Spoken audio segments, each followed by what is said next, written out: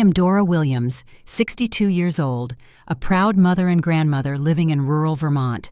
Our family cabin has been passed down through 4 generations, filled with precious memories and traditions. I was looking forward to my only son Tyler's wedding to Jennifer until I received news that shattered my heart. At first I was confused when I found out I was being excluded, but confusion quickly turned to determination when I discovered Jennifer's true intentions. Before I tell you how my own son's wedding turned into a family crisis, let me know where you're watching from and hit that subscribe button if you've ever had to stand up for yourself against someone who thought they could walk all over you. Life as a widow hasn't been easy. I lost my husband Robert to cancer 8 years ago after 32 wonderful years of marriage. Robert was the love of my life, my rock, and losing him left a hole in my heart that I've never quite been able to fill. But through it all, I've had my son Tyler to bring light into my life. He's 32 now, but I still remember holding him as a newborn, his tiny hand wrapped around my finger, his eyes looking up at me with complete trust and love. Tyler and I have always been close. After Robert passed, it was just the two of us, and we leaned on each other for support. As an only child, Tyler was the center of our world. Robert and I made sure he never felt lonely, filling his childhood with adventures, learning experiences, and most importantly, love. Some of our most treasured memories took place at our family cabin by Lake Champlain. The cabin has been in my family for 4 generations. My grandfather built it with his own hands in the 1940s, and it's been the heart of our family ever since. Every summer, we'd spend weeks at the cabin swimming in the lake during the day and sitting around the fire pit at night roasting marshmallows and telling stories under the stars. Tyler learned to fish at that cabin. I still remember the day he caught his first bass. He was 7 years old, so proud of himself, he could barely contain his excitement. Robert took a picture of Tyler holding that fish, his smile stretching from ear to ear. That picture still hangs on the cabin wall. During winters, we'd bundle up and head to the cabin for the holidays. We'd decorate a real pine tree that we'd cut down ourselves, make gingerbread houses that never quite looked like the pictures, and drink hot chocolate by the fireplace. Those memories are carved into my heart forever. When Tyler went off to college to study finance, I was so proud of him, but missed him terribly. He'd come home during breaks, and we'd pick up right where we left off.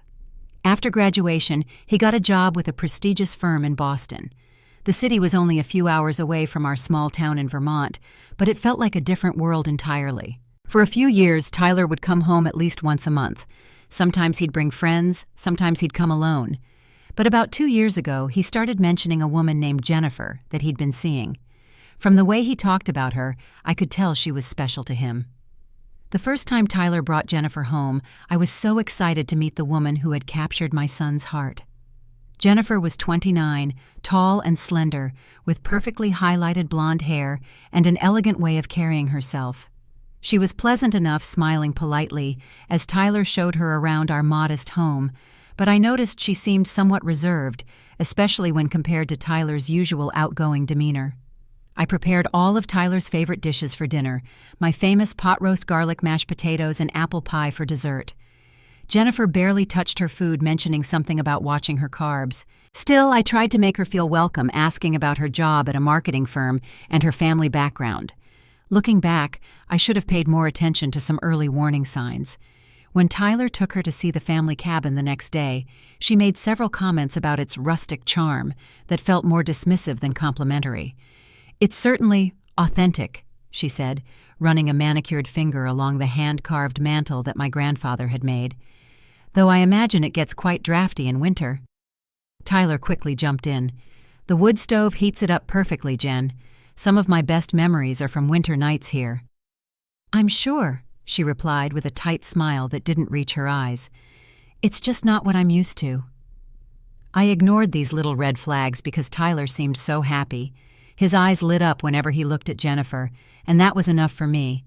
If she made my son happy, then I was determined to welcome her into our family with open arms. Over the next few months, I noticed Jennifer seemed less and less interested in our family gatherings. When Tyler would visit, she'd often have a convenient excuse: work deadlines, previous commitments with friends, or family obligations of her own. Tyler started visiting less frequently, too, explaining that he was busy settling into his new apartment with Jennifer in Back Bay, one of Boston's most exclusive neighborhoods. I tried to build a relationship with Jennifer. I'd call her occasionally just to chat and get to know her better. She was always polite, but kept our conversations brief. I sent birthday and Christmas gifts, things I thought she might like, based on what little I knew about her. A cashmere scarf, artisanal chocolates, a book by an author Tyler mentioned she enjoyed. Each time I received a prompt text message thanking me, but never a call or a reciprocal gesture. My friend Margaret, whom I've known since high school, warned me that something didn't feel right. "You're trying too hard with this girl, Dora," she said one afternoon over coffee, "and she's barely meeting you halfway. That's not how it should be." "She's just different from us," I defended. "She grew up in Boston. Her father's a surgeon. Her mother comes from old money. It's a different world." "Different doesn't mean better," Margaret replied, her eyes reflecting concern. "And it certainly doesn't excuse basic courtesy." But I remained optimistic. After all, relationships take time to build, and I was prepared to be patient. About 18 months after they started dating, Tyler called with exciting news. He and Jennifer were engaged. He sounded elated over the phone, and despite my reservations about Jennifer, his happiness was infectious. "That's wonderful news, honey," I exclaimed, tears of joy filling my eyes. "I'm so happy for both of you." "Thanks, Mom," Tyler replied. "Jennifer's already got so many ideas for the wedding. Her parents want to make it really special." I felt a twinge of something, not quite jealousy, more like exclusion, but I pushed it aside. This was about Tyler and his future, not my feelings. "I can't wait to help with the planning," I said enthusiastically. "You know I've always dreamed of helping with your wedding someday." "Yeah, about that." Tyler hesitated. "Jennifer and her mom are pretty particular about what they want, but I'm sure they'll appreciate your input." That was the first clear indication that this wedding might not include me in the way I had always imagined.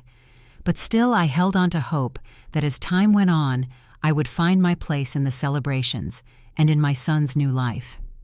The initial excitement of Tyler's engagement announcement quickly gave way to a strange feeling of being on the outside looking in. I offered to help with wedding planning several times, sending Jennifer links to beautiful Vermont venues and local caterers who I thought might add a personal touch to their special day. "Thank you for the suggestions, Dora," Jennifer responded in a text message. "But my mother and I have everything under control. We have a very specific vision for the day." That became the recurring theme. Jennifer and her mother had everything under control. There was no room for my input or involvement, despite being the mother of the groom. My calls to Tyler became less frequent, and when we did speak, he always seemed rushed. Our conversations, once flowing and intimate, became surface-level exchanges of pleasantries. I found myself learning about wedding details through social media rather than from my own son. Jennifer would post pictures of venue visits, flower arrangements, and cake tastings, tagging her mother and bridesmaids, but never including me in any part of the process. The engagement party was hosted by Jennifer's parents, Harold and Victoria, at their Beacon Hill home. It was an elegant townhouse with an impressive view of Boston Common, decorated with tasteful antiques and family heirlooms that Victoria made sure to point out to every guest who would listen. I felt like a fish out of water among Boston's elite. While I had put on my best dress, a navy blue cocktail dress I'd purchased specially for the occasion, I couldn't help but notice how it paled in comparison to the designer outfits worn by Jennifer's family and friends.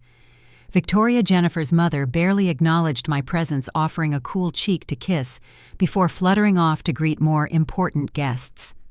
Standing alone with my champagne, I overheard conversations about the upcoming wedding plans. It was to be held at a vineyard on Martha's Vineyard, with over 250 guests in attendance. I hadn't even known the venue had been selected, let alone that the guest list was so extensive. Jennifer's dress is being custom-made by a designer who just showed at Paris Fashion Week, one of Jennifer's friends gushed to another. "And did you hear about the flowers being flown in from Ecuador the day before? It's going to be absolutely divine." Each new detail I overheard felt like another reminder that I was merely a spectator in my own son's wedding, not a participant. When I managed to get a moment alone with Tyler, I suggested hosting the rehearsal dinner. "I'd love to host a beautiful rehearsal dinner," I offered, squeezing his arm affectionately. "There's a lovely restaurant in Burlington that would be perfect. Their private dining room has a gorgeous view of Lake Champlain." Tyler looked uncomfortable. "That's really nice of you, Mom, but Jennifer was thinking of something in Boston. You know, more convenient for everyone since that's where most guests will be coming from." Before I could respond, Jennifer appeared at Tyler's side, slipping her arm through his possessively. "What are we discussing?" she asked with a smile that didn't reach her eyes. "Mom was just offering to host the rehearsal dinner in Vermont," Tyler explained. Jennifer's smile tightened. "Oh, that's sweet, Dora, but we've actually been looking at venues in Back Bay, something more suitable for our guests. Most of them aren't really the rustic type." The way she emphasized rustic made it sound like a dirty word. I felt my cheeks flush with embarrassment and hurt. "I understand," I said quietly, though I didn't understand at all. What I did understand was that my son was taking Jennifer's side, valuing her preferences over my feelings. In an attempt to maintain my relationship with the couple and perhaps build a better connection with Jennifer, I invited them to spend a weekend at the family cabin about 6 months before the wedding. To my surprise, they accepted.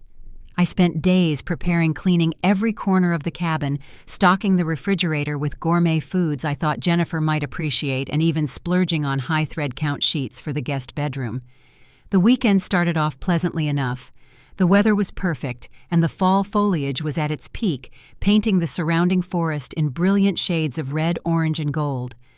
I hoped that experiencing the cabin's beauty might help Jennifer appreciate why it held such a special place in our hearts. But it wasn't long before Jennifer's true feelings surfaced. As we sat on the porch after dinner sipping wine and admiring the sunset over the lake, she made a comment that cut deep. "This place has such potential," she said, looking around with a critical eye. "It's a shame it's so outdated. With the right designer, it could be transformed into something truly special." "The cabin has been in our family for generations," I replied, trying to keep my voice steady. "Every scratch and worn floorboard tells a story." "I suppose some people find that charming," Jennifer conceded with a condescending smile. "But modern amenities wouldn't hurt. That kitchen is practically prehistoric."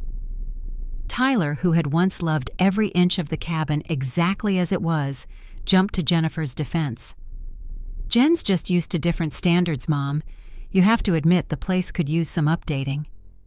I stared at my son, hardly recognizing him.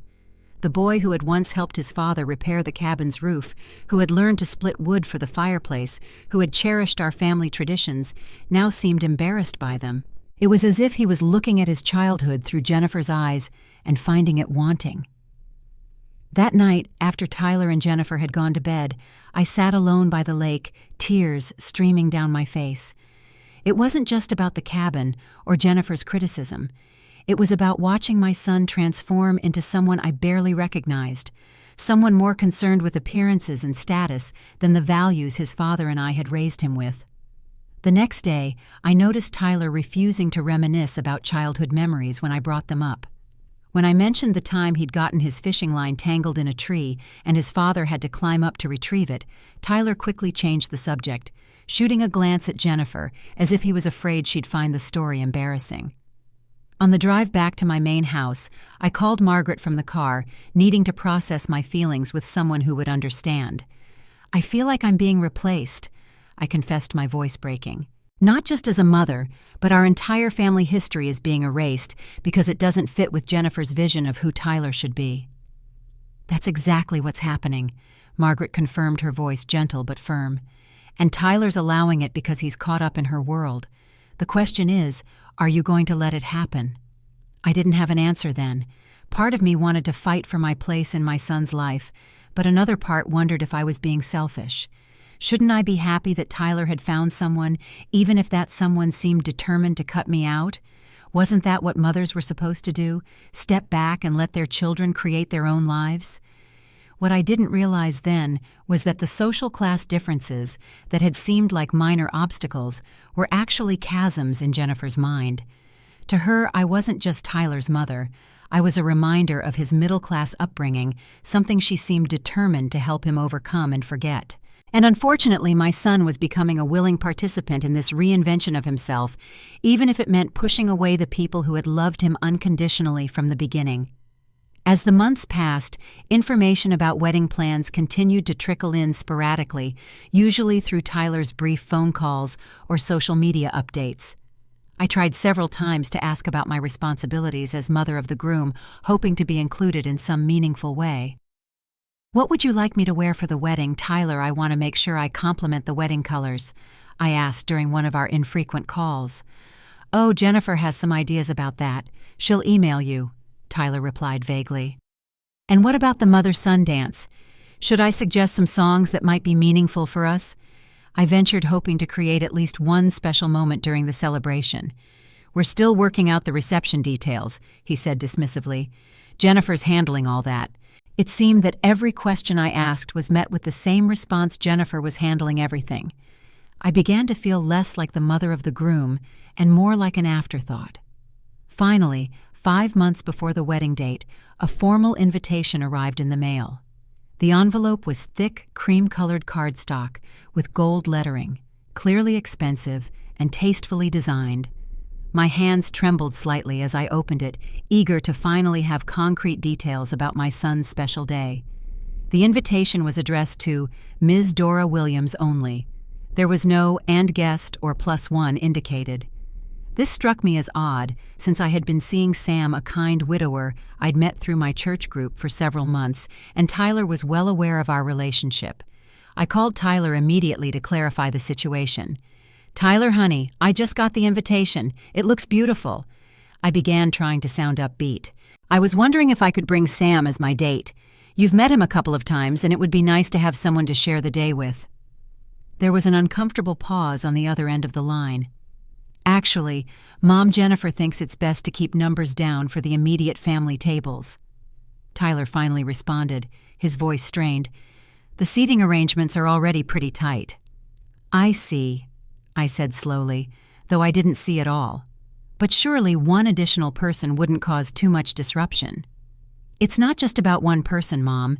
If we make an exception for you, then everyone will want exceptions." Something about this explanation didn't sit right with me. A few days later, I spoke with my nephew Kevin, who had also received an invitation. He mentioned casually that his invitation included a +1, despite the fact that he wasn't currently dating anyone seriously. "Yeah, the invitation says I can bring a guest," Kevin confirmed. "I might ask my friend Allison to come with me." This revelation stung. It wasn't about keeping numbers down at all. They simply didn't want Sam there. Or perhaps more accurately, Jennifer didn't want him there. When I called Tyler back to question this discrepancy, Jennifer picked up his phone. "Dora, Tyler's in the shower," she said coolly. "Is there something I can help you with?" I took a deep breath. "Yes, actually. I'm a bit confused about the invitation. I wasn't given a +1 option, but I've learned that others were. I was hoping to bring Sam as my date." "As we explained, we're trying to keep the family tables intimate," Jennifer replied smoothly. "You'll be sitting at the table with my parents. It would be awkward to have your friend there. I'm sure you understand." I didn't understand, not at all.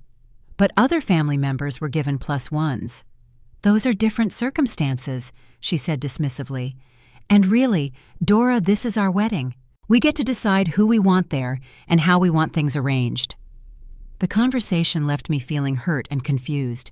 When I tried to discuss my feelings of exclusion with Tyler later, he became defensive. "You're making this about you, Mom," he accused. "This is our day, not yours. Can't you just be happy for us without creating problems?" His words cut deep. I wasn't trying to create problems.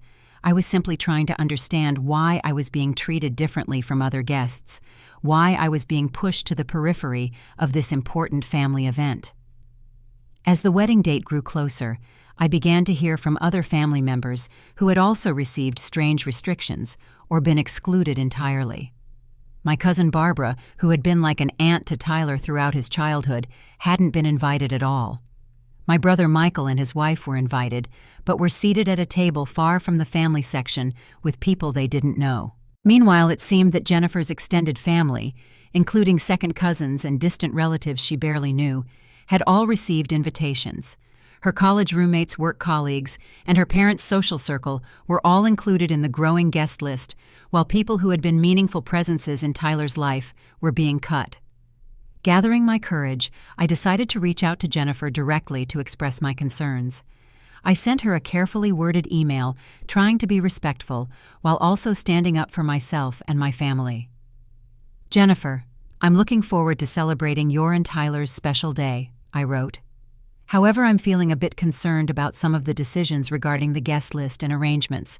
Many people who have been important parts of Tyler's life seem to have been overlooked, while the wedding has grown to include hundreds of guests. I'd appreciate the opportunity to discuss this with you both." Her response was prompt and cold. "Dora, we have a very specific vision for our perfect day. The decisions we've made reflect that vision. While I respect that you may have different ideas, ultimately these choices are ours to make. I hope you can respect that and support us without adding stress to an already stressful planning process." The email was polite on the surface, but left no room for discussion. The message was clear: my opinion wasn't welcome or valued. I began to suspect that I was being deliberately excluded, that Jennifer was systematically cutting ties between Tyler and his family, reshaping him to fit into her world, while erasing his past. When I tried to share these concerns with Tyler during a phone call, things quickly became heated. "Mom, you've never given Jennifer a real chance," he accused. "From day one, you've been finding problems with her." "That's not true, Tyler," I protested, tears forming in my eyes. "I've tried so hard to welcome her, to build a relationship with her, but it feels like she doesn't want me to be part of your lives." "See, this is exactly what I'm talking about. You're always making her out to be the villain. Jennifer comes from a different background, that's all. Her family does things differently than we do." "Different doesn't mean better, Tyler," I said quietly, echoing Margaret's words from months earlier. "And it certainly doesn't justify treating people disrespectfully." "I'm not having this conversation again," Tyler said with finality. "Either you can be happy for us and stop criticizing Jennifer, or maybe it's better if you keep your distance for a while." The call ended abruptly, leaving me staring at my phone in shock. My son had just suggested that I keep my distance, from him, from his wedding, from his life. As the reality of his words sank in, so did the painful realization that I was losing my son, not to a woman who loved him, but to someone who seemed determined to separate him from his roots, his family, and the values that had shaped him into the man he was. The final blow came on a Tuesday morning 3 weeks before the wedding. I was sipping my coffee and checking my email when I noticed a message from Jennifer with the subject line, "Wedding Weekend Schedule." My heart raced with anticipation. Finally, some concrete information about my role in the celebrations. As I opened the email and began reading, however, my hope quickly turned to dismay. The ceremony rehearsal and dinner were scheduled for Thursday evening, the exact time I had previously told them I couldn't attend due to a long-standing commitment to host a fundraiser for our local women's shelter, an event I had been organizing for months. I immediately called Tyler, my hands shaking with emotion. "Tyler, did you see the wedding weekend schedule?" I asked as soon as he answered. "The rehearsal dinner is set for Thursday at 7, but I told you months ago that I have the women's shelter fundraiser that evening. I can't believe you scheduled it then, knowing I can't be there." There was a pause before Tyler responded, his voice oddly distant. "Yeah, we couldn't find another time that worked for everyone. Most of the wedding party is coming from out of town, and the venue only had limited availability." "But Tyler, I'm your mother. Shouldn't my schedule have been one of the priorities?" I could hear the hurt in my own voice, raw and undisguised. "We can't accommodate everyone's schedule, Mom," he replied with a sigh that suggested I was being difficult. "It's just not possible with so many people involved." I felt tears welling in my eyes, but forced myself to remain calm. "I understand that, but this isn't a casual commitment I can reschedule. I've been planning this fundraiser for almost a year. Dozens of women are counting on it." "Then I guess you'll have to miss the rehearsal," Tyler said flatly. "It's not like you have a role in it anyway." His words hit me like a physical blow. Not like I have a role, I'm his mother. How could I not have a role in one of the most important events of his life? The hits kept coming. Later that same day, I received a call from Melissa, Jennifer's cousin, who worked at the vineyard where the wedding would be held. Melissa and I had met at the engagement party and had gotten along well. She seemed uncomfortable as she spoke. "Dora, I probably shouldn't be telling you this," she began hesitantly, "but I thought you should know. I was looking at the reception program, and I noticed they've removed the mother-son dance from the schedule." I felt as though all the air had been sucked from my lungs. The mother-son dance was a tradition I had been looking forward to since Tyler was a little boy. I had already chosen a song, "What a Wonderful World," which I used to sing to Tyler as a lullaby when he was small. "Are you sure?" I whispered, hoping desperately that there had been some mistake. "I'm sure," Melissa confirmed gently. Jennifer told the event coordinator that they were cutting it to save time for more important things. More important things. The phrase echoed in my mind, a stark reminder of where I stood in the hierarchy of this wedding, somewhere near the bottom, an obligation rather than an honored participant. The next day an email arrived from Jennifer with the subject line, "Your outfit for the wedding." Inside was a link to a beige mother-of-the-groom dress that could only be described as matronly and unflattering. The accompanying note was brief. "I've selected this for you to wear. Please purchase it in size 12. It will coordinate with our color scheme." There had been no consultation, no consideration of what might look good on me or what I might feel comfortable wearing. Just a command to purchase an expensive dress in a color that washed out my complexion and a style that did nothing for my figure. My attempts to speak with Tyler about these issues were repeatedly brushed off. He was always too busy, too stressed, or simply unwilling to engage. It felt as though a wall had been erected between us, with Jennifer as its architect and Tyler as her willing builder. Then came the text message that broke my heart completely. It was from Jennifer, sent mid-morning as I was gardening trying to find some peace amid the turmoil of emotions I'd been experiencing. The message read, "Dora, regarding the getting ready photos on the wedding day, we've decided to keep it intimate with just my family and bridesmaids, so please plan to arrive at the venue just before the ceremony rather than in the morning as previously discussed." I hadn't even known there were getting ready photos planned. No one had told me. And now I was being explicitly uninvited from them, told that intimate meant Jennifer's family, not her future husband's mother. I sat down hard on the garden bench phone clutched in my trembling hand and finally allowed the tears to flow freely. This wasn't just about photos or dances or dresses.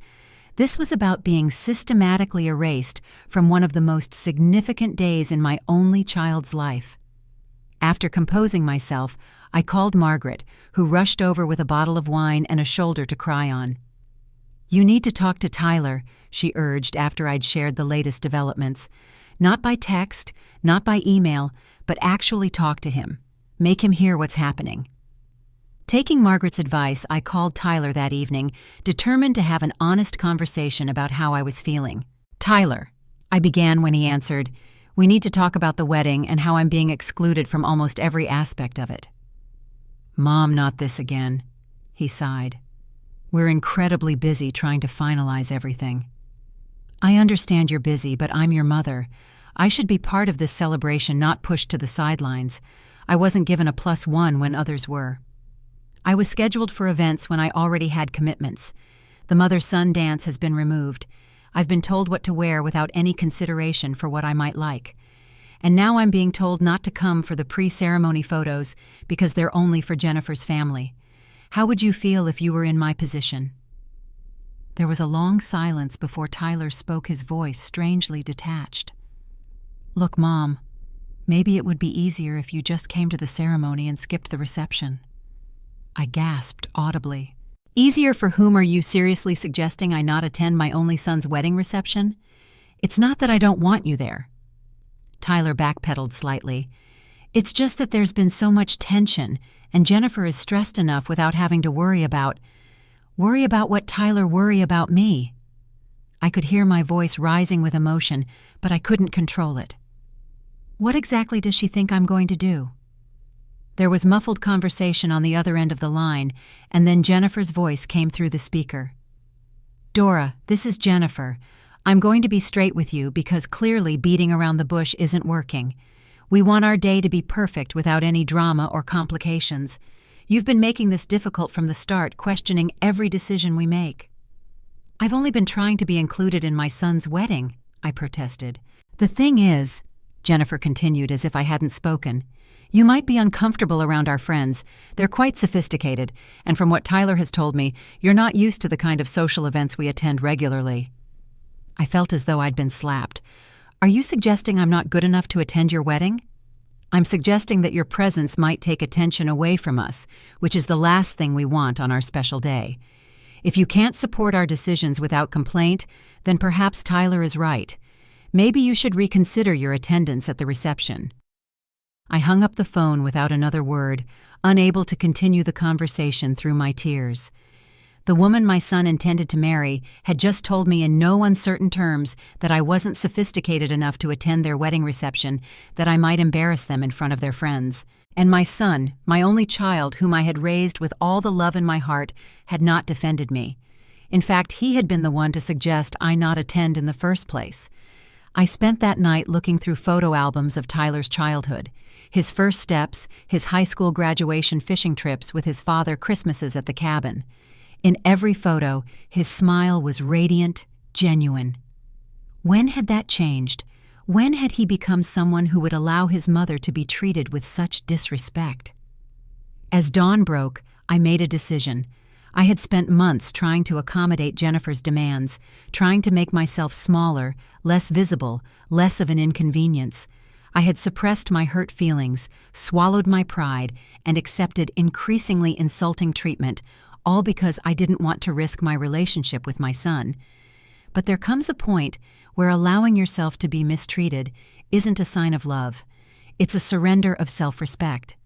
And I had reached that point. Whatever happened next, I knew I deserved better than this. And perhaps by standing up for myself, I could show Tyler that he deserved better too. A relationship built on mutual respect rather than one person's constant acquiescence to another's demands. The morning after that devastating phone call, I drove to see Franklin Miller, our family attorney, who had handled Robert's estate after his passing and had been managing our legal affairs for over 20 years. Franklin had known Tyler since he was a boy and had always taken a personal interest in our family's well-being. As I sat in his wood-paneled office clutching a cup of coffee that I couldn't bring myself to drink, I poured out the whole story. Jennifer's increasing coldness, Tyler's distance, and finally the suggestion that I skip their wedding reception because I might embarrass them. Franklin listened attentively, his kind face growing increasingly concerned as I spoke. When I finished, he leaned forward, placing his hands on his desk. "Dora, I'm sorry you're going through this. It's unacceptable treatment, especially from your own son," he said firmly. "But there's something else you should know, something that might explain some of Jennifer's behavior." He turned to his computer and pulled up a file. 2 months ago, I received an inquiry from a lawyer in Boston about the ownership status of your family cabin. My cabin? Why would anyone be asking about that? I was genuinely confused. The inquiry came from a law firm representing Harold Sanders, Jennifer's father, Franklin explained. They wanted to know specifically whose name was on the deed and what the process would be for transferring ownership. A cold feeling spread through my chest. But the cabin is fully in my name. Robert and I made sure of that when he got sick to avoid any estate complications. That's correct, Franklin nodded. And that's what I told them. But what concerns me is why they were asking in the first place. Then it hit me. They think the cabin will be a wedding gift to Tyler and Jennifer. I said slowly, the realization dawning on me. That's why Jennifer has been so interested in it lately, asking questions about the property boundaries and making comments about renovations. I suspect you're right, Franklin agreed. And there's more. After that inquiry, I did some checking. Jennifer has been in contact with an interior designer who specializes in vacation home renovations. The designer reached out to my office requesting the cabin's floor plans, which of course we didn't provide without your authorization. Franklin turned his computer screen toward me, showing me an email chain. They've been quite persistent. I felt sick as I skimmed the emails. The designer was requesting detailed information about the cabin's structure, mentioning specific renovation plans that included modernizing the outdated kitchen and expanding the master suite for more luxury amenities. These weren't vague ideas. They were concrete plans for significant changes to my family's historic cabin. How did they even get the designer's contact information? I wondered aloud. Franklin looked uncomfortable. Tyler provided it. He's been in communication with this designer for several months based on these emails. The betrayal cut deep. Tyler knew how much the cabin meant to me, how it connected us to his father and grandfather. The idea that he had been planning major renovations without even discussing it with me felt like a violation of trust. "There's something else you should see," Franklin said, gently opening a web browser. "One of my paralegals found this when researching the designer." He pulled up a Pinterest page titled Lake House Transformation under Jennifer's name. The page was filled with modern, sleek interior designs that bore no resemblance to our cozy, rustic cabin. There were plans for glass walls, minimalist furniture, and a completely redesigned layout that would essentially gut the original structure. One pin was captioned, "Transforming the rustic old cabin into something actually livable. Can't wait to make this place our own. #wedding gift goals." The presumption was staggering. Not only had Jennifer assumed the cabin would be given to them, but she had already made detailed plans to completely transform it, erasing generations of family history in the process. "There's one more thing," Franklin said hesitantly. "Tyler brought Jennifer's parents to see the cabin last month. My nephew was fishing on the lake and saw them. They spent several hours there measuring and taking photos. I assumed you knew about this visit." I shook my head numbly. No one had told me. They had gone behind my back, treating my property as if it already belonged to them. As the full picture came into focus, anger began to replace my hurt. This wasn't just about wedding invitations or ceremony traditions. This was about Jennifer, and by extension Tyler, attempting to claim something that had deep personal and family significance to me without so much as a conversation about it.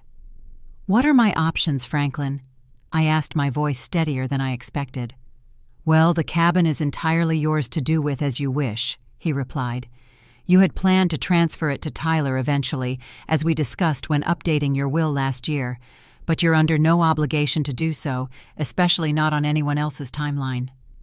"And if I wanted to change those plans?" I asked, an idea beginning to form. "We could modify your will. You could place conditions on the transfer, create a trust, or even designate another beneficiary entirely. It's completely your decision, Dora." I thought carefully about what I wanted to do. I didn't want to act out of pure anger or hurt, but I also needed to protect myself and the legacy my family had built. "I want to create a new will," I decided. "The cabin should still go to Tyler eventually, but with conditions. It can't be sold outside the family, and any major structural changes would require approval from a family trust that includes my brother Michael and his children.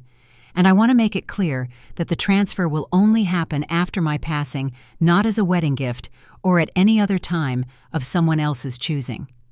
Franklin nodded approvingly. "That's a measured response, Dora. It protects your interests and the cabin's legacy while still acknowledging Tyler's place in your family. I'll draw up the papers right away." As I left Franklin's office, I felt a strange mix of sadness and determination. I was setting a boundary that should have been unnecessary between a mother and son, but Jennifer's presumption and Tyler's complicity had forced my hand. That evening I spoke with my brother Michael about what I had discovered. As the only other person who had grown up in that cabin who understood its significance to our family, I needed his perspective. "They've been planning this all along," Michael said angrily after I explained the situation.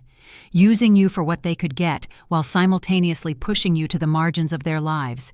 It's despicable, Dora." "I still can't believe Tyler would go along with this," I said, my voice breaking. "He loved that cabin. He knows what it means to me, to all of us." "Jennifer has him under her spell," Michael replied. "But you're doing the right thing by standing your ground. That cabin isn't just a piece of property. It's our heritage. Dad built those bookshelves by hand. Mom planted those lilacs by the porch. Your Robert fixed that roof after the big storm of '93. Every inch of that place holds our family's story." His words strengthened my resolve. This wasn't about being vindictive or punishing Tyler. It was about protecting something precious from someone who clearly didn't value its true worth. Before going to bed, I wrote a long, heartfelt letter to Tyler explaining my feelings and decisions. I detailed how hurt I had been by his and Jennifer's treatment, how excluded I had felt from their wedding plans, and finally my discovery of their plans for the cabin. "I've always wanted you to have the cabin someday," I wrote, "but I can't in good conscience hand over our family's legacy to someone who wants to erase all traces of what makes it special. When your father and I planned for you to inherit it, we imagined you continuing our traditions, perhaps bringing your own children there someday, to create new memories while honoring the old ones, not gutting it to create something unrecognizable to satisfy someone else's vision of what it should be." I concluded the letter by explaining my decision about the new will and my feelings about the wedding. "I love you, Tyler. I will always love you unconditionally.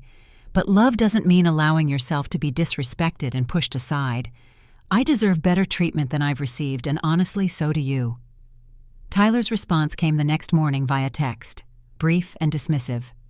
"You're overreacting as usual. Jennifer just wants to make improvements to a place that's stuck in the past. This is exactly why we've been keeping you at arm's length. You make everything so difficult." His words confirmed what I had suspected, but had been reluctant to admit.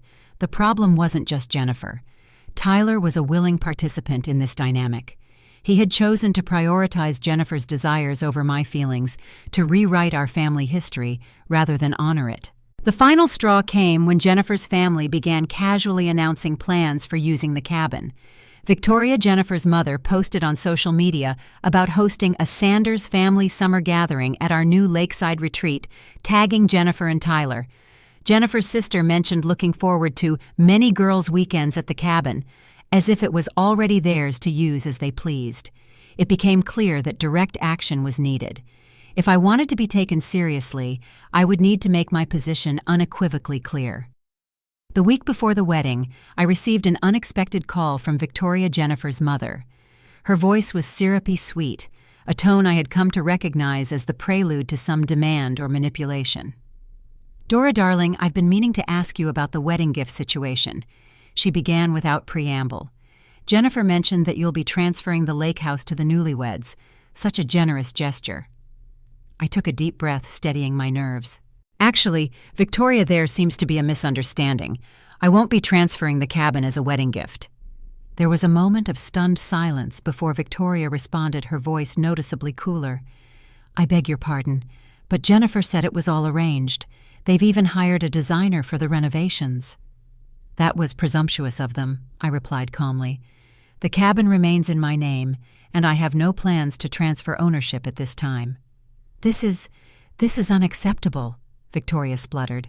"Harold and I have already told all our friends about the lake house. Jennifer has her heart set on hosting our family Christmas there this year." "I'm sorry for the confusion, but the cabin has been in my family for generations. It's not a wedding present up for grabs." My voice remained steady, despite the anger building inside me.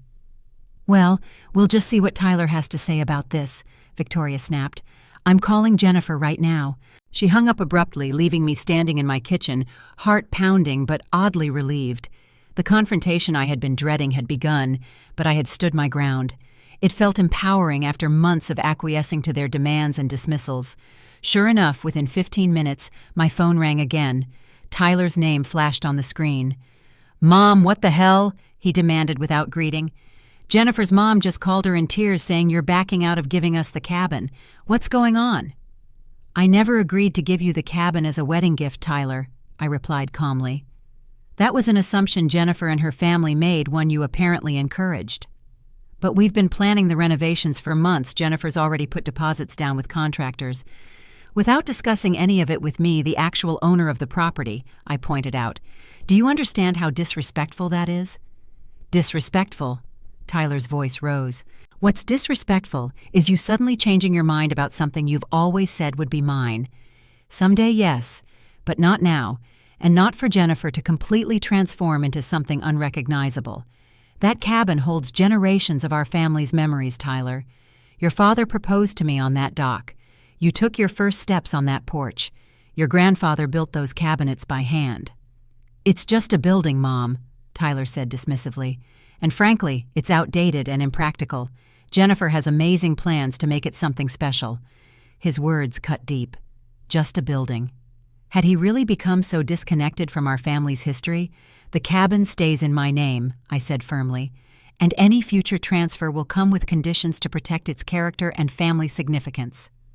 There was a rustling sound, and then Jennifer's voice came through the phone, sharp with anger. "This is completely unacceptable, Dora.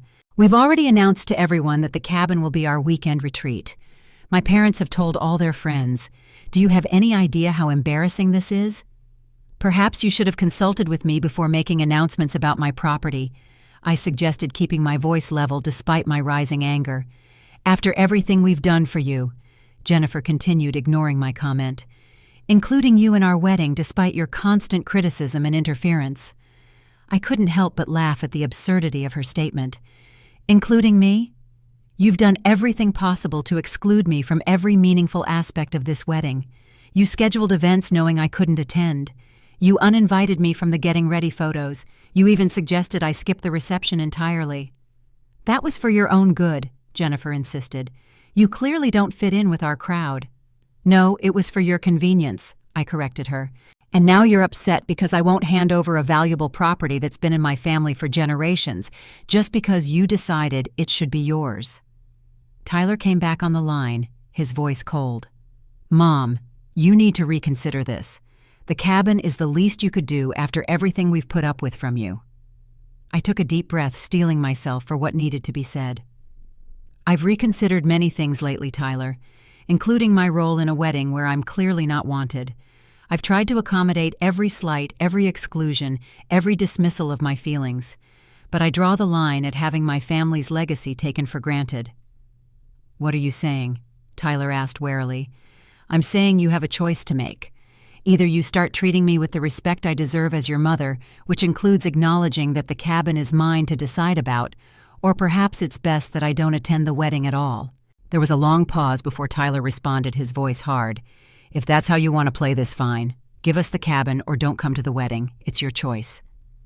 I closed my eyes, feeling a tear slide down my cheek. "Then I won't be attending," I said quietly. "Fine," Tyler said shortly. "Jennifer was right about you all along." The call ended, leaving me standing alone in my kitchen phone, clutched in my trembling hand. I had just been uninvited from my only son's wedding, or more accurately, I had been given an ultimatum that forced me to exclude myself. The pain was almost unbearable, but beneath it was a steely resolve. I had finally stood up for myself, refused to be bullied or manipulated, even if it cost me the chance to see my son get married. Over the next few days, the story spread through our extended family. Most were shocked and supportive of my position, but a few questioned whether the cabin was worth missing Tyler's wedding. What they didn't understand was that it wasn't just about the cabin. It was about months of disrespect, exclusion, and manipulation, culminating in an entitled demand for something precious to me. Jennifer's family began spreading their own version of events, suggesting to mutual acquaintances that I was mentally unstable and selfishly trying to ruin the wedding. These rumors reached me through concerned friends who were appalled at the character assassination happening behind my back. After much reflection and a long talk with Margaret and my brother Michael, I made a decision that some might call bold and others foolish. I decided to attend the pre-wedding party being held 2 nights before the ceremony, an event to which I had not been invited, to set the record straight. I dressed carefully in a flattering blue dress that brought out my eyes, styled my hair, and applied makeup with extra care. I wanted to look my best to stand tall and proud as I confronted the falsehoods being spread about me. The party was being held at an upscale restaurant in Boston. I arrived 45 minutes after the scheduled start time, when I knew most guests would be present, but before any formal proceedings would begin. As I entered the private dining room, conversations faltered and heads turned. Tyler's face drained of color when he saw me, while Jennifer's flushed red with anger. I made my way to the center of the room, conscious of all eyes upon me, but determined to have my say. I had no intention of causing a scene or ruining their celebration, but I would not allow my character to be smeared without defending myself. "Good evening, everyone," I began, my voice steady despite my racing heart. "For those who don't know me, I'm Dora Williams, Tyler's mother. I know I wasn't invited to this gathering, but I felt it necessary to address some misconceptions that have been circulating. The room was utterly silent now, guests frozen with glasses midway to lips, all attention focused on me. First, I want to clarify that I love my son deeply and have always wanted nothing but happiness for him. That hasn't changed. I looked directly at Tyler as I said this, willing him to see the truth in my eyes. However, respect is fundamental in any relationship, including between parent and child. Over these past months, I have been systematically excluded from wedding preparations, had my feelings dismissed, and ultimately been told my presence might embarrass the couple at their reception. Murmurs of surprise rippled through the crowd. Clearly, many hadn't heard this part of the story. Most recently, I discovered that there has been an assumption that I would be gifting my family's historic cabin, a property that has been in my family for 4 generations, as a wedding present, despite no such promise ever being made. In fact, plans for major renovations were underway without my knowledge or consent. Jennifer reached for her champagne glass, her hand visibly shaking. I continued calmly. When I clarified that the cabin would not be transferred as a wedding gift, I was given an ultimatum: either sign over the property or don't attend the wedding. That is the real reason I won't be at the ceremony, not because of any instability or desire to create drama, as some have suggested. I looked around the room, meeting the eyes of various guests. I'm not here to ask you to take sides or to disrupt the celebrations. I simply wanted the truth to be known. I wish Tyler and Jennifer happiness in their marriage and their future together. But that future will not include ownership of my family's cabin, which will remain in my name until I decide otherwise. As I finished speaking, Jennifer's champagne glass slipped from her hand and shattered on the hardwood floor, the sound startling in the silence that followed my words. The crystal fragments scattered across the polished surface, a fitting metaphor for the illusion of control she had constructed, now broken into pieces. Victoria immediately tried to intervene, stepping forward with a tight, false smile. I think Dora is clearly emotional and confused. Perhaps someone should help her home. But she was interrupted by Tyler's cousin Rachel, who stood up from her seat. Actually, I think Dora has every right to defend herself after what's been said about her. And frankly, I've been uncomfortable with how she's been treated throughout this whole process. Several other guests nodded in agreement, including some of Jennifer's own relatives, who seemed shocked by the revelations. Tyler stood frozen, looking torn between anger and shame, while Jennifer whispered furiously in his ear, her face contorted with rage. Having said my piece, I turned to leave dignity intact. As I walked toward the door, I felt a hand on my arm. It was Tyler's godfather, Richard, who had known him since birth. "You did the right thing, Dora," he said quietly. "That boy needs to remember where he came from and who was there for him his whole life." I nodded, unable to speak through the lump in my throat, and continued out of the restaurant. I had stood up for myself, spoken my truth, and refused to be villainized for maintaining appropriate boundaries. Whether it would make a difference to Tyler remained to be seen, but for the first time in months, I felt a sense of peace. I had reclaimed my self-respect, even if it came at the painful cost of missing my son's wedding. The day of Tyler's wedding passed without my attendance, just as he and Jennifer had demanded. Despite putting on a brave face for friends who checked in on me, it was one of the hardest days of my life.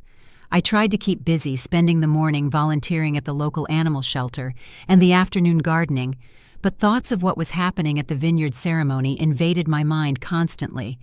Was Tyler thinking of me as he stood at the altar? Did he regret the ultimatum that had led to my absence? Or was he relieved that I wasn't there to embarrass them in front of their sophisticated friends? Margaret came over in the evening with dinner and a bottle of wine, providing companionship and distraction. We deliberately avoided talking about the wedding instead, reminiscing about our own wild youth and planning a weekend trip to Montreal to see a jazz festival. "You did the right thing," Margaret assured me as she was leaving. "Sometimes loving someone means refusing to let them treat you badly, even when it breaks your heart to stand your ground." In the days that followed, I saw photos of the wedding on social media. Despite the picture-perfect setting and clearly expensive details, there was something that caught my eye in every image of Tyler, a certain tightness around his eyes, a smile that didn't quite reach them. To a mother who had known him his entire life, he didn't look like a happy groom. He looked like someone playing a part in someone else's production. 3 weeks of silence followed the wedding. No call from Tyler, not even a text to let me know they had returned from their honeymoon in the Maldives, which I learned about through his cousin's social media. I tried to accept that this might be my new reality, a strained, distant relationship with my only child, occasional updates through third parties, perhaps obligatory phone calls on holidays. Then, on a rainy Tuesday afternoon, there was a knock at my door. When I opened it, I found Tyler standing on my porch alone and looking exhausted. No Jennifer in sight. "Can I come in?" he asked quietly, his voice lacking its usual confidence. I stepped aside without a word, my heart pounding with a mix of hope and apprehension. We moved to the living room where Tyler sat stiffly on the edge of the sofa, looking around as if seeing the familiar surroundings with new eyes. "Would you like some coffee?" I offered, falling back on hosting rituals to fill the awkward silence. "No, thank you," he replied, then took a deep breath. "Mom, I owe you an apology." I sat down across from him, hardly daring to breathe. These were words I hadn't expected to hear. "I've been thinking a lot since the wedding," he continued, "about how things got so messed up between us, about the kind of son I've been to you lately." He ran a hand through his hair, a gesture so reminiscent of his father that it made my heart ache. "I'm ashamed, Mom. I let Jennifer dictate our relationship. I stood by while she excluded you from everything, while she made you feel unwelcome in my life." "Why?" I asked simply, the question I'd been wondering for months. Tyler looked down at his hands. "At first it was just easier to go along with what she wanted. Jennifer is determined. She knows exactly what she wants and how she wants things to be. Then it became about fitting into her world, impressing her parents, becoming the person she thought I should be." He looked up at me, his eyes filled with regret. "I lost sight of who I really am and what actually matters." "What changed?" I asked cautiously. "The wedding," he admitted. "It should have been one of the happiest days of my life, but all I could think about was that my mom wasn't there to see me get married. And then afterward, several guests approached me. Your speech at the rehearsal dinner made an impact. People were asking questions, expressing concern about how you'd been treated." He shifted uncomfortably. "Richard, you know Dad's best friend, cornered me at the reception. He told me my father would be disappointed in how I'd allowed you to be treated. That hit hard, Mom." Tears filled my eyes at the mention of Robert. "Your father valued loyalty and respect above all else," I said softly. "I know." Tyler nodded. "And I failed on both counts. I wasn't loyal to our family values, and I didn't show you the respect you deserve." He explained that the honeymoon had been tense with Jennifer, furious about the embarrassment my appearance at the rehearsal dinner had caused, while Tyler had begun to question the dynamic of their relationship and his own behavior. "Jennifer refuses to acknowledge any wrongdoing," he said with a sigh. "She still insists you were trying to ruin our special day, that you're possessive and controlling, but I'm starting to see things more clearly now." "And what do you see?" I asked. "That I allowed someone to come between us. That I prioritized Jennifer's wishes over treating my own mother with basic decency. That I was willing to throw away our relationship over a cabin that represents our family history." He looked at me directly. "I'm so sorry, Mom. I don't expect you to forgive me right away, but I hope we can start rebuilding what I damaged." The apology was everything I had hoped for, but hadn't dared to expect. Still, I was cautious. "What about Jennifer? She made it pretty clear she doesn't want me in your lives." Tyler's expression hardened slightly. "I've told Jennifer that my relationship with you is non-negotiable. She can be part of it in a respectful way, or she can step back, but I won't cut you out of my life to please her." "How did she take that?" I asked, already suspecting the answer. "Not well," he admitted, "but that's for me to deal with. I'm thinking maybe we could have dinner once a month, just you and me. Start small, rebuild our connection." I agreed, and that first tentative step led to a gradual reconciliation. Our monthly dinners became a sacred ritual, a time for honest conversation and reconnection. Sometimes we talked about difficult topics: Jennifer's continued coldness, the changes in Tyler's perspective, the hurt that still lingered from his betrayal. Other times, we simply enjoyed each other's company, rediscovering the easy rapport we'd once shared. Jennifer remained hostile, refusing to join these dinners or welcome me to their Boston apartment. She maintained that I had deliberately sabotaged their wedding plans and embarrassed her family. But Tyler no longer allowed her to dictate his relationship with me, standing firm against her attempts to limit our contact. About 6 months after the wedding, Tyler called with unexpected news Jennifer had filed for divorce. According to Tyler, the final straw came when he refused to cut off contact with me despite her ultimatum. But he admitted the issues ran deeper, fundamental differences in values that had become impossible to ignore once he stopped trying to become the person Jennifer wanted him to be. "I thought I wanted her world," he confessed during one of our dinners. "The social status, the connections, the luxury. But it was empty, Mom. There was no room for authenticity or imperfection. Everything was about appearances." The divorce was painful, but relatively quick with no children involved and a prenuptial agreement in place. Tyler moved back to Vermont, taking a job with a smaller financial firm in Burlington that allowed him a better work-life balance. He bought a small house about 20 minutes from mine, close enough for regular visits but with enough distance for independence. As the seasons changed, so did our relationship. The wounds began to heal, replaced by a deeper understanding and appreciation for each other. One weekend, Tyler suggested we visit the cabin together to do some maintenance work. "I've been thinking," he said as we drove up the winding road to the lake, "maybe we could update some things at the cabin, nothing major, just some repairs to make it more comfortable while preserving its character." It was the opening to a new chapter in our story. Over the next several months, we worked on the cabin together during weekends, carefully balancing preservation with thoughtful improvements. We repaired the sagging porch, updated the plumbing, and installed a more efficient wood stove, but kept the hand-carved mantel, the original pine floors, and all the elements that made the cabin special. Working side by side, covered in sawdust and paint, we rebuilt more than just a structure. We rebuilt our bond. Tyler reconnected with the values and memories the cabin represented, remembering why it had been so special to him before Jennifer's influence. "I can't believe I ever called this place just a building," he said one evening as we sat on the dock watching the sunset over the lake. "Thank you for not giving in when I demanded you sign it over.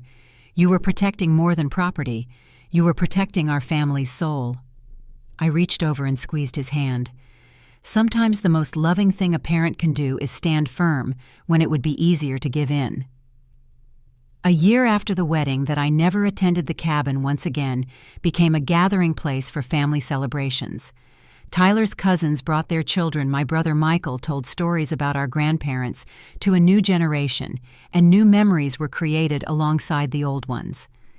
As for Tyler and me, our relationship emerged stronger from the crucible of conflict.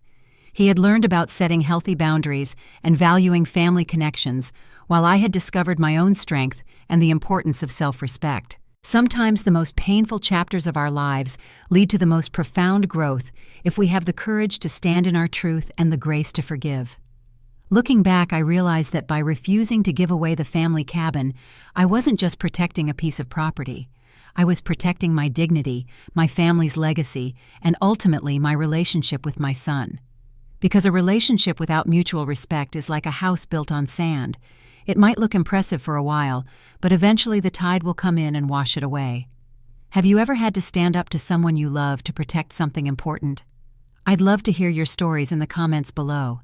And if this story resonated with you, please give it a like and subscribe to the channel for more real-life experiences that remind us of the importance of self-respect and healthy boundaries. Thank you for listening, and remember that sometimes the hardest choices lead to the most healing outcomes.